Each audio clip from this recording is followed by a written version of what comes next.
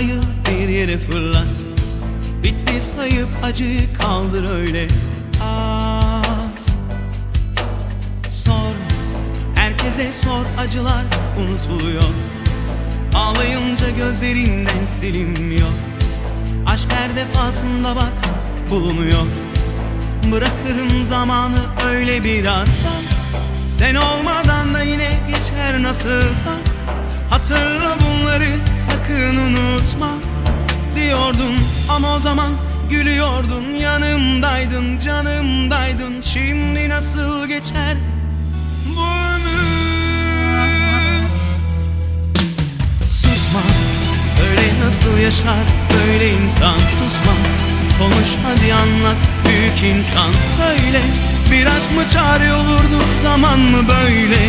Kaldırıp atardık ya sevdayı. Susma, söyle nasıl yapar bunu insan. Susma, nasıldı anlat hadi ayrılırsam. Söyle, hayat mı çare bulurdu, kendin mi böyle? Büyük aşklar böyle mi biter?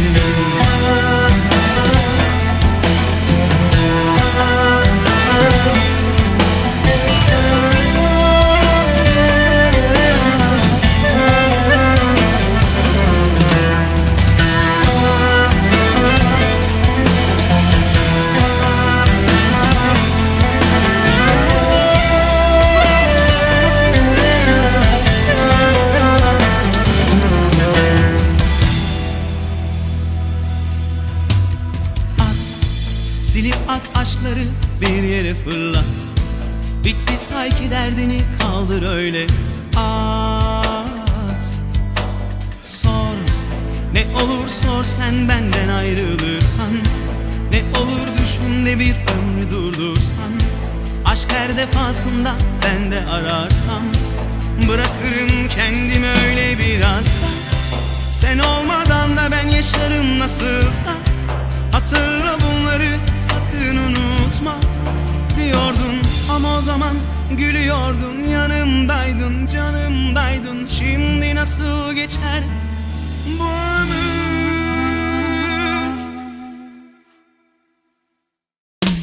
Susma, söyle nasıl yaşar böyle insan. Susma, konuş hadi anlat büyük insan. Söyle, bir aşk mı çare olurdu, zaman mı böyle?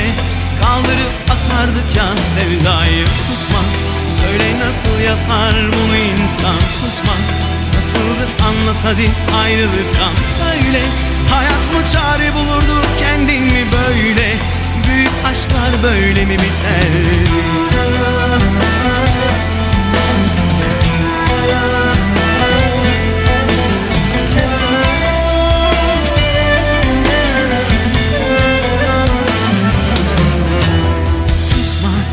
Hani aşk insanı zaten bulurdu. Susma, hani yıllar aşka çare olurdu.